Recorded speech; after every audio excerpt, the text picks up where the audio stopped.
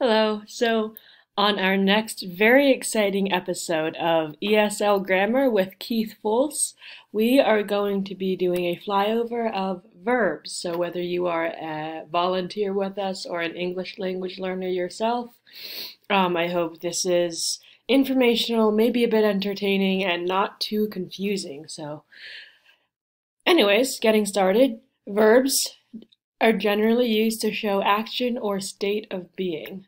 So, voila, we have action, or this is the thinker statue, so it's meant to be kind of like I think, therefore I am. I am is a form of to be, which is one of the most common verbs in the English language. It is also a verb that shows a state of being. So, English sentences generally have a subject and a predicate, so someone who does the action um, or is in that state of being. And then the predicate is just another word for the verb or state of being that is being stated. And then all the modifiers around that verb. So whether it be a helping verb or an adverb, etc., a direct object, indirect object. Excuse me, we'll get into that. So now verbs come in different forms. They can take on different appearances depending on context, whether that be matching with a subject or subject pronoun, or what tense or mood or aspect they take on. So the okay, so this is the base form, but all verbs have an infinitive form, So lots of vowels at the beginning of words for me. So you can see a pattern in this infinitive column, the to listen, to sing, to drink coffee in this case, to walk the dog. And then the base form is just found by taking the to off of the infinitive form. There is a past form and a past participle. And as you can see for the verb listen, which is a regular verb, the past form and the past participle look the same, but in the verb to sing, sang, sung, sang is the past form. You would use it in simple past tense, but the past participle, which is used in other different tenses, is sung. So she sang, or she had sung. And so the confusion between past form and past participle and when to use that is not a hard and fast rule in English. You will often hear people say, "Oh, if I was taller, if I was richer, more rich." That's a lot of bad grammar. So it's supposed to be if I were verb past participle. So, but again, that is shifting, I guess, within our culture. So becoming more informal. If you do hear that out and about, it is wrong, but it's accepted, if that makes sense. So again, that's that prescriptive versus descriptive grammar. So like, I prescribe the rule to you, you must use past participle in different past perfect forms. But then the description of what is actually happening out in the world, like, do people actually care, as long as you get your point across? So it varies. And then I will say, though, if you're an English language learner, you and or your teacher, volunteer person helping you should, I think, be teaching you the correct form, so at least you know the rule before you break it. So, and then present participle is a bit simpler. It's just that ing ending we see in the progressive or continuous tenses. And then we can also, participles are important because they also let us use verbs as adjectives. So you can say the past participle, for example, in another verb video we did, was the verb to hide. The past form is hid, but the past participle is hidden. So you can search for the hidden treasure. There's that past participle, hidden. It kind of looks like a verb, like or I have hidden it. That's a way you can use the past participle as a present perfect tense. So either way, you have that word hidden, and so I have hidden the treasure, or this is a hidden treasure. What kind of treasure? A hidden treasure. So also the same thing, like, oh, the singing birds woke me up this morning. What kind of birds? The singing birds. You also get into gerunds, which is ing forms of nouns kind of used as a subject of a sentence, which is then used as a noun. So verbs used as nouns, verbs used as adjectives. So I should have put that on a slide for you. Yeah, so moving on. Verb forms. So verbs reflect tense, aspect, and mood. I have to point with my cursor because if I do this, it means nothing to you. I have to remember that. So tense. Tense is just an orientation or reflection of time. So verbs can talk about actions that are happening right now in the present. Verbs can talk about something that has happened in the past or in the future, something that will happen. So, and then aspect is, how do I describe this? It's relation of multiple points in time, if I can describe that, except for simple tense. Excuse me. Simple tense is just I eat, or I walk, or simple past tense, I walked, versus, so you can have past simple, past progressive, past perfect, present simple, present perfect progressive. So you can have any iterate or combination of these 3 tenses and these 4 aspects. So there are 12 basic verb tenses, but then it gets more complicated when you also add in what mood the sentence is being spoken in or written in. So indicative mood is by far the most common. It includes all questions, all statements. Imperative mood is like bossing someone around or asking them to do something, so requests or demands. And then subjunctive mood is talking about things that are not real, usually, like if I were a rich man,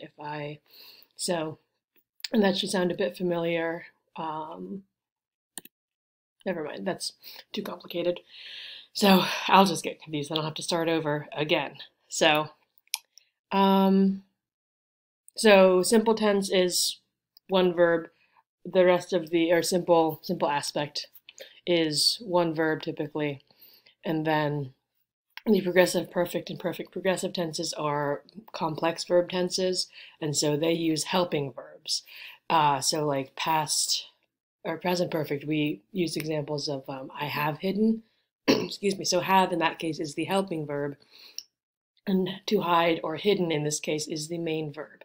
So it's important when you're going over these complex tenses, compound tenses might actually be the word, with your students, that they're able to distinguish between helping verbs and main verbs. And so common helping verbs in English are to be, to have, and to do, and then their respective conjugations, depending on the subject or subject pronoun in use. So, and we will go over examples of these helping verbs as main verbs in a sentence and then as helping verbs. So just some practice, something you can do with your students. So, excuse me. All right, moving on. Click, click, click. There we go.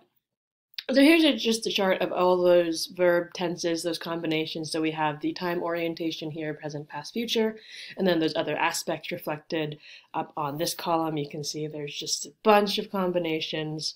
And as a native speaker, we don't necessarily consciously use these. Like, oh, you know what? I think I'm going to talk about something that happened yesterday, but while something was happening yesterday, something else happened. So I'm going to be using, this tense, which I believe would be past perfect. But yeah, so we don't consciously make these decisions. We just kind of know what sounds right. And so one thing my professor is fond of saying, asking your students, oh, well, does it sound right to you? May not be a fair question because we've had a lifetime of building up hearing correct language, or at least socially acceptable language.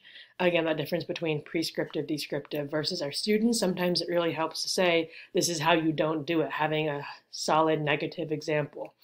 And then asking them what sounds right is a bit irrational because, obviously it sounded at least somewhat right to them because they produced that sentence. So, yeah, so take a look at these if you are curious about these verb tenses more in detail. The internet is a great resource, but also feel free to reach out to your volunteer coordinator or someone at your organization. They should be able to get you in touch with more resources. So here are those helping verbs, again, the most common helping verbs in English, to be, to have, to do. And then make sure your students are very familiar with how to conjugate these and identify different forms of them. So whether it be past tense or, because I believe they're all irregular as well. So that's fun. So helping verbs, another fancy word for them is auxiliary verbs. So, and excuse me, I'm gonna cough again. I promise I'm not sick. I went for a run for the first time in like months, so the air in and out of my lungs faster. Not used to it, but I promise I'm not sick. But it doesn't matter because you can't catch a cold through the computer. Hopefully. So another thing verbs can be, this is getting away from tense and conjugations and verb forms, but this is just property verbs have. They can either take on, sometimes verbs must have an object that receives their action. That means they are transitive. Transitive verbs must have an object, so like make or put. Oh, I put, like, that's not really a sentence. What do you put? I put coffee into my system, or I put my dog outside, or actually he's my parents' dog. Or like, oh, I like my parents' dog most of the time, but sometimes he barks and he's very loud. Or I should stick to my slides. I like grammar. So versus intransitive objects can never have intransitive verbs can never have an object. So to happen, to travel, to arrive. Some verbs are mostly intransitive, like, oh, I dream or I dreamed, and if you want to speak poetically, you can, poetically or more figuratively, you can dream it like I dreamed a dream, or you can, like to die is usually intransitive, but you can like to die the death of a hero, or, to dream a dream of days gone by. But a lot of verbs can be either transitive or intransitive, so moving on to this last column. And it's fine if they take an object. It's also fine if they don't, because it makes sense in context. So I read, like, oh, generally I like to read, versus I read a book. So, or magazines, or you can read nutrition labels. My husband loves to do that. So, and then linking verbs, moving on, are a specialized category of intransitive verbs, which mostly they're almost like verbs of description, although they are not adjectives. So we'll see some examples of those, I believe, on the next slide. So, yeah, so they're followed by adjectives, not adverbs, and do not express action. So more on linking verbs, perfect. So to be is a common linking verb. Again, it's just a very common, but very broadly used verb. So verbs of perception, like feel, look, smell, sound, taste, and then verbs of change. Like I become sad, or I become awake. That's not really a sentence you would hear. You would usually just hear I wake up. Here's a little note, go and grow are linking verbs when they mean to become, like, oh, I grow weary of your endless chatter. So yeah, linking verbs tend to be verbs of description, but are not adjectives, because adjectives also describe the subject. So like, she seems lost. The verb here is seems. Who seems lost? She seems lost, but seems here is the verb. So, all right, I have a lot of words on this slide. Uh-oh. Okay, these words we don't need. I forgot to take those off, but I don't want to start over at this point. So modal verbs, moving on. We're getting really close to the end here, I promise. So modal verbs are a special category of helping verb that express feelings, attitudes, or opinions typically. So different modalities of like what could be. Single word modals are followed by the base form of a verb. So as in, modal verbs, it's not to can. That's like the word. Or to could. So if you remember those infinitive forms, to listen, to sing, to write, modal verbs are just the base form, essentially. Modal verbs have no, wow, I should have edited these slides better, but we are 14 minutes in and we're doing great besides that. So yes, there's no to in the infinitive form of the modal verbs, so no toucans. I should have put a little picture of a toucan. Shoot. Okay. Anyway, so you can see examples here. I can try, you can try, we can try. They could try. So could is a separate verb. Yes. Moving on.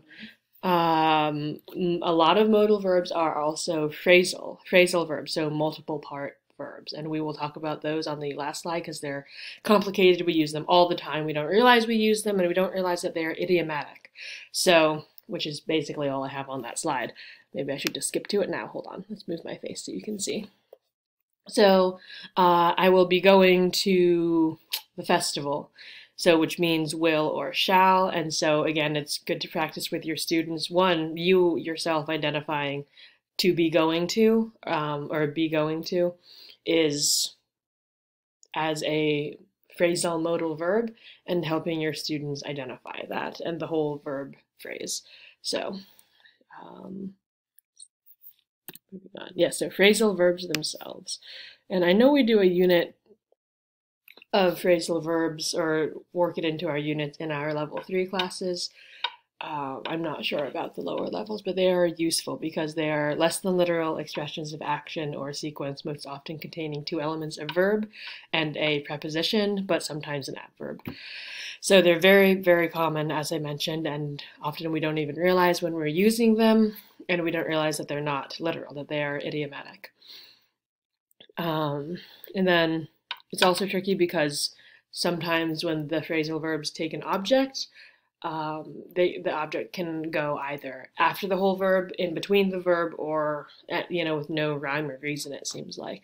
So like to put off, I put off my homework, I put my homework off. Put off is that verb, so put homework off or put off homework. Either works. So you can see just a small smattering of examples here. But yes, and multiple phrasal, or one phrasal verb can have multiple meanings. So one thing one of our teachers I know has done in the past is just take a while to brainstorm and make a list together of how you've heard this phrase used out and about in real life. So this is again with our higher level students. It's like to call on, a teacher calls on you, or I call on my previous knowledge. So that's actually a pretty set and dry example, but you get the idea. So hopefully this gives you more things to think about verbs. Hopefully it hasn't confused you more. At the very least, if it has, it gives you enough foundational knowledge, or you've seen or heard a phrase from me that you can then go and research yourself, because I'm all about getting people to learn more on their own. So as a recap, verbs generally show action or state of being. Notable exceptions are linking and helping verbs. Again, you won't be needing to tell your students any of these. This is a linking verb. This is a helping verb. This is an auxiliary, Sometimes it can help, especially if they are higher level students who may be able to handle and be asking you about these more explicitly grammatical, like, teacher, what's a direct object? So if they ask for it, give it to them. Verbs have infinitive, base form, past participle, and present participle forms. These forms can change slightly depending on which subject or subject pronoun. And then verbs also express past, present, future tense. They reflect simple, progressive, perfect, or perfect progressive aspect. And then they can also be expressed in indicative, imperative, or subjunctive mood. We mostly deal with indicative mood in our classes and daily life. So, and I will say that off the top of my head, I can't think of any imperative or subjunctive mood verbs that have a completely new form. It should just look like a verb form in a wrong tense, if that makes sense. So, like as in, if I were a rich man, why is it were instead of was? Were is the subjunctive mood, but your student should already know the word were as a past tense of to be. That was hard. And then verbs can also be regular, irregular, transitive, or intransitive, or either, and then phrasal or modal. I should have put modal. So that is verbs. Thank you. I hope you learned things, and yes, take care.